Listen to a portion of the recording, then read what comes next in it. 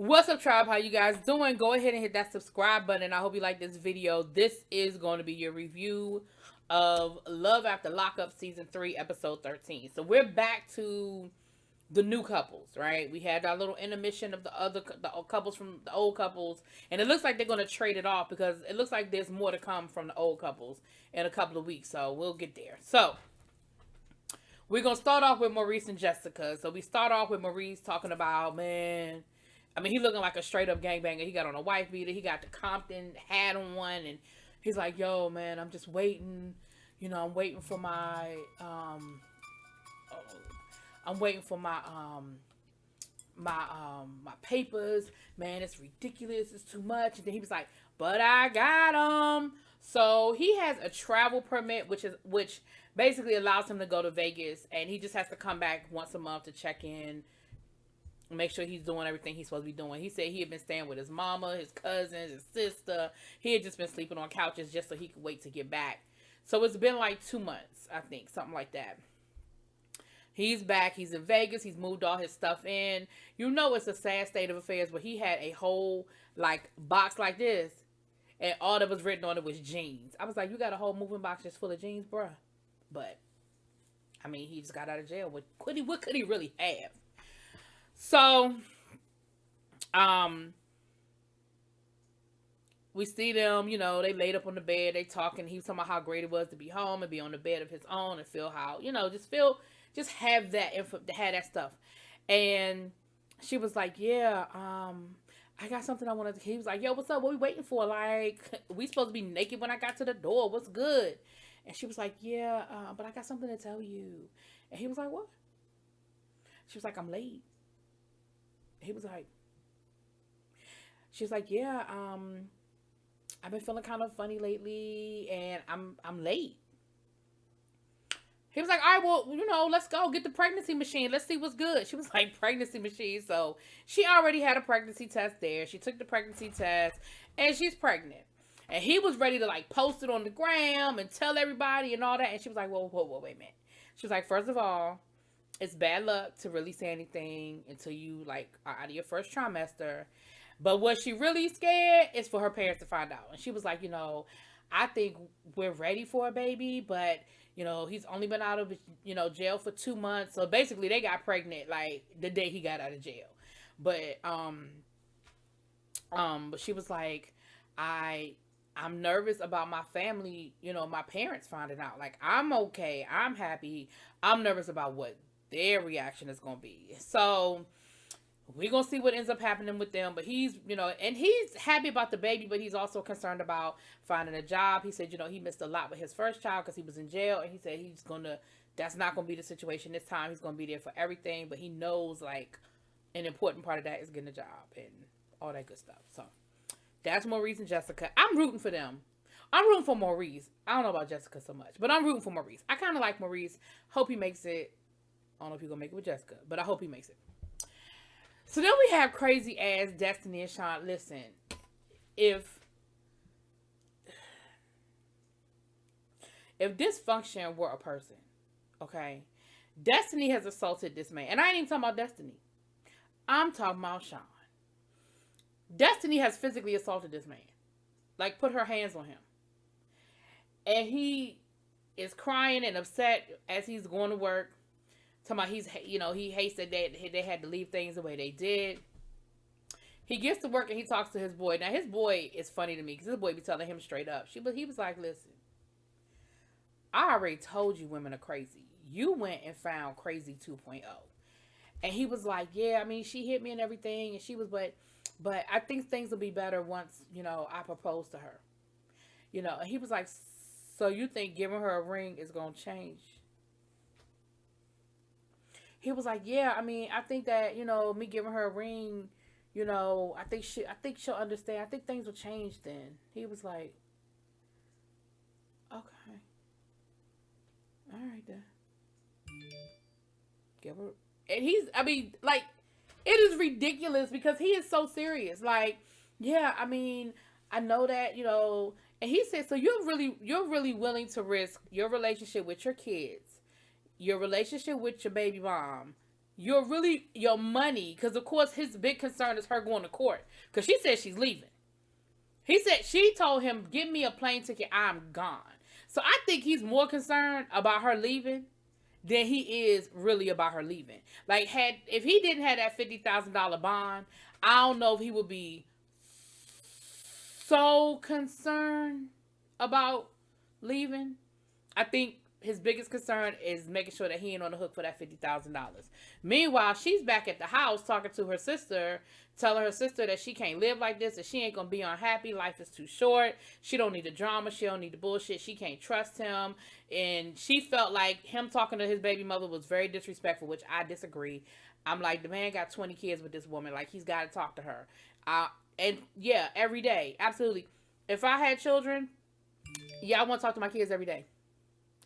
And if I was dating a man that had 20 kids with the same woman, I would understand that he probably got to talk to her every day.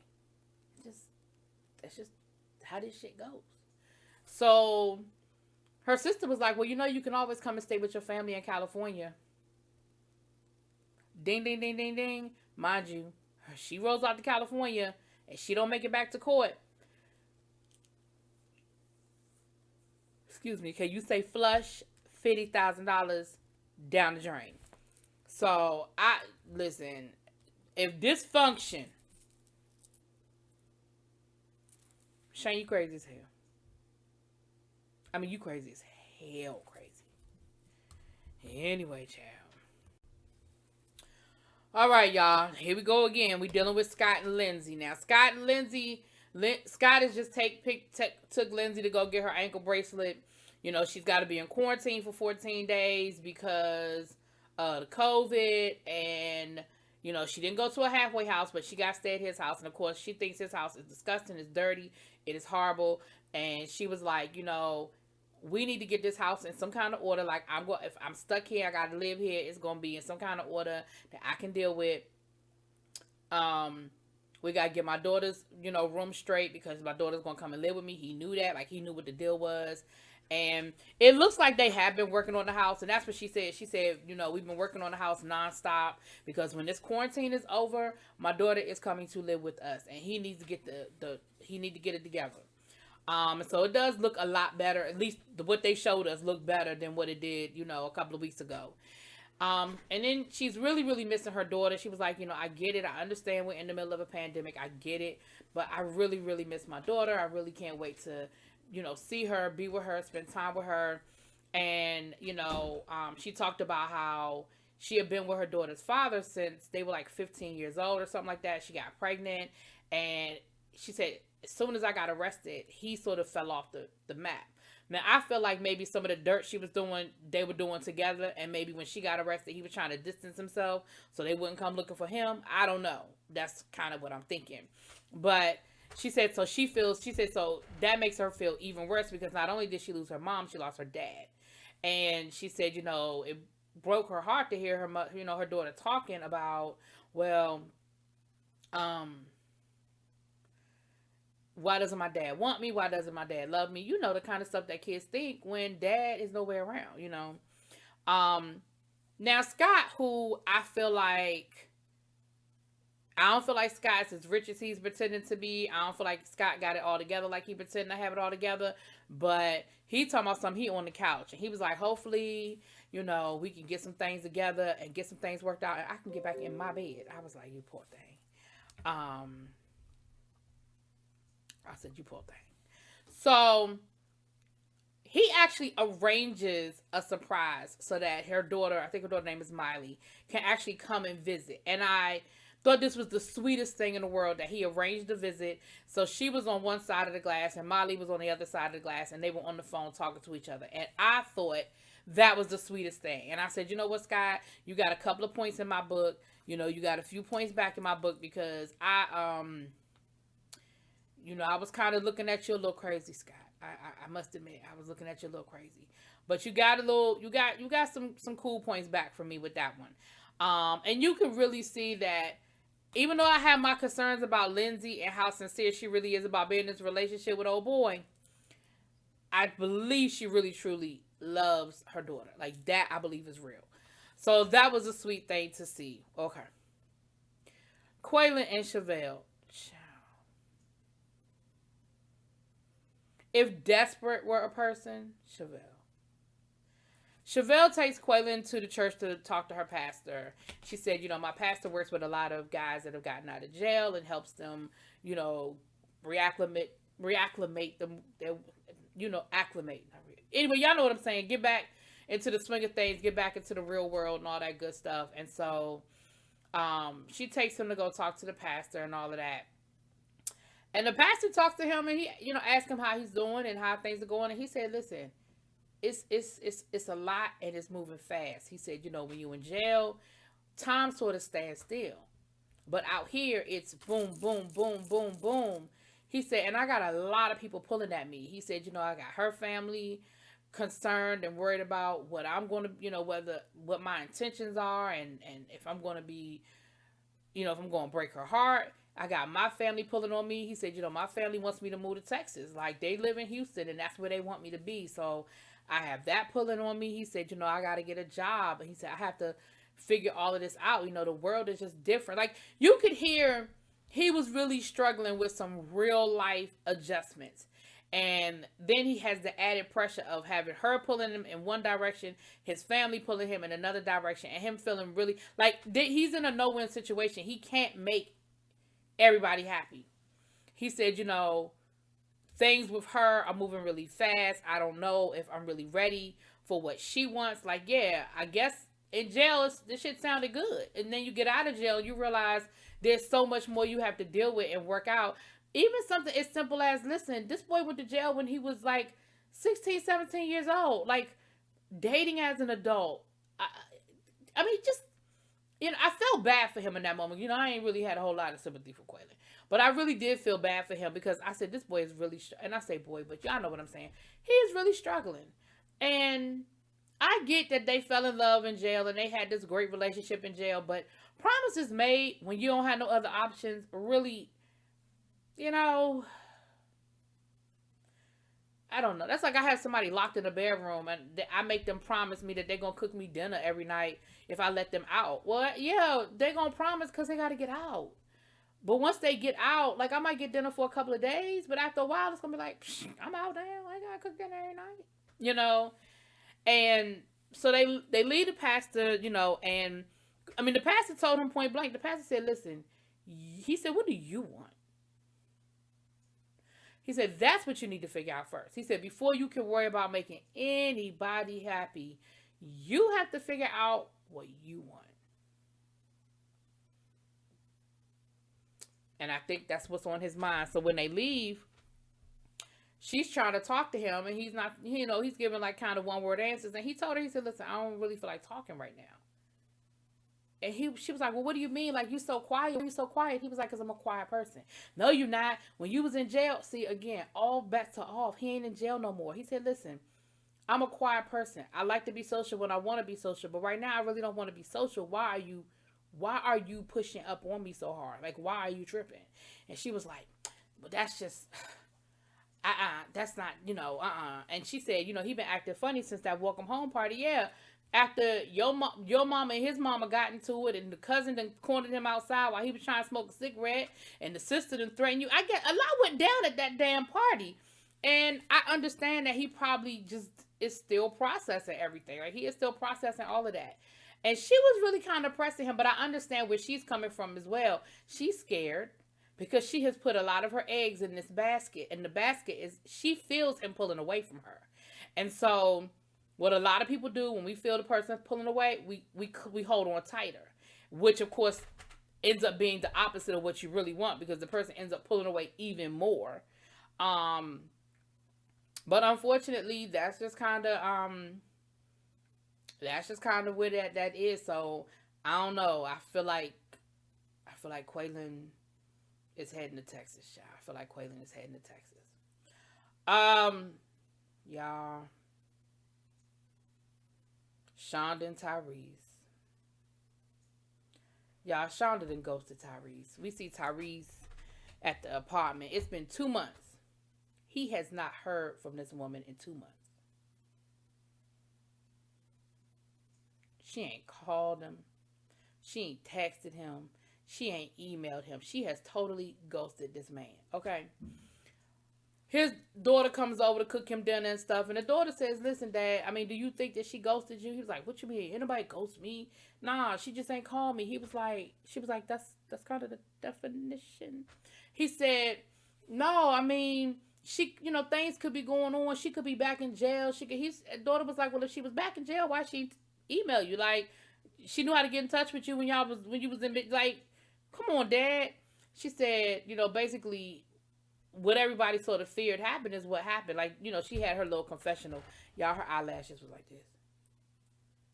She was like, what we thought was going to happen, happened. And, she used my dad. And I feel bad for Tyrese because I think that he knows what happened. He don't want to admit what happened, but he knows what happened. And she was like, well, how much money did you give her? He was like, I mean, not really nothing. Boy. We sat there and saw you spend a couple of $100 alone just on them clothes you bought her. Then we saw you give her a lot of money at the daggone station. That don't count what you was putting on her books and what you was sending her beforehand. Come on, stop it, bruh. Like, it happens. Shit happens. You got played. And unfortunately, what I don't understand, though, is, and I guess I understand I guess you getting paid to do it, but why would you even agree to do this show knowing you had no intention of entertaining this man? Like, why would you agree to do the show, Shonda? Just run your scam in private like everybody else. Girl, anyway. So we'll get back to them because that was a hot mess. I felt really bad. I really felt really bad for bruh. I did. But people tried to tell you ain't want to listen. I don't know. Whew. Last but not least, we are dealing with Dylan and Heather. Listen, if dysfunction, self-destruction, crazy was all wrapped together in one person, it'd be Heather. Heather crazy as hell, y'all. And she clearly, there's something going on with her. So we see her and Dylan. Dylan is happy to be out. He's like, tomorrow I'm going to, get right on getting my driver's license and all that good stuff. He was like, my issues have always been alcohol and drugs. So he's on like a strict probation situation. I think he's on probation for a couple of years. And he's got to check in. He's got to stay clean. Like, he got a rough road ahead of him. And he got crazy Heather with him. So Heather is taking him. She said, my apartment flooded right before he was supposed to come home. So my aunt agreed to let me and him stay there to my apartment. Now, she said it like she wasn't going back to her apartment, but I don't know, whatever.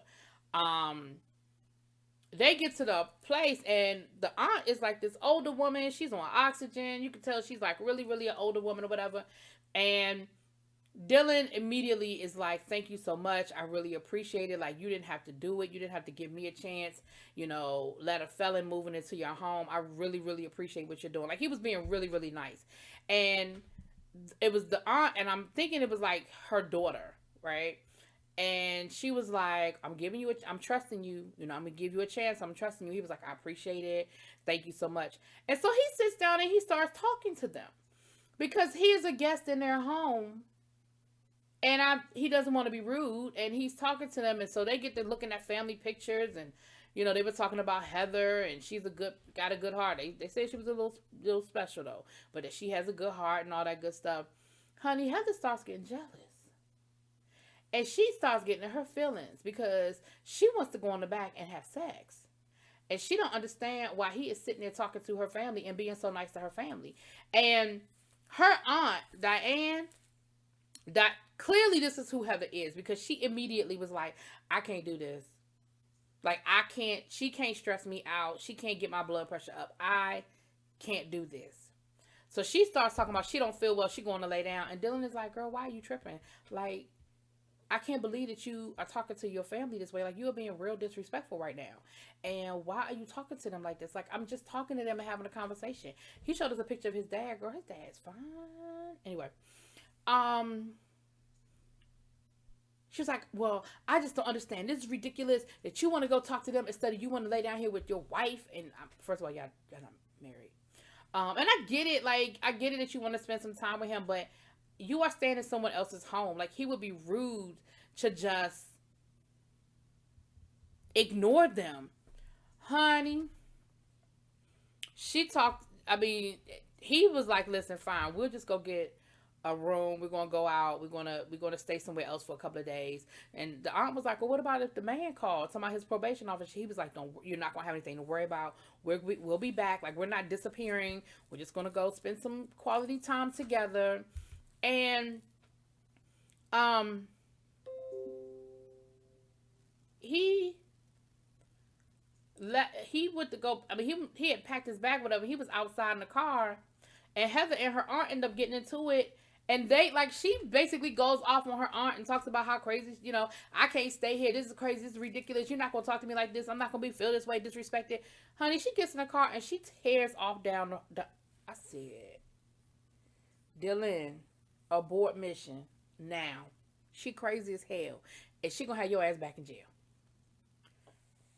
Anyway, y'all, that was it. That's all I got. The other thing was, I forgot to say that Sean, when he went back home, Destiny wasn't there. Now, I don't know if that was a camera trick. Y'all know how we TV like to do. But as of right now, Destiny is MIA. Okay? So we don't know whether she stayed or whether she left. Ciao. Anyway, let me know what y'all think. Drop it in them comments. Peace.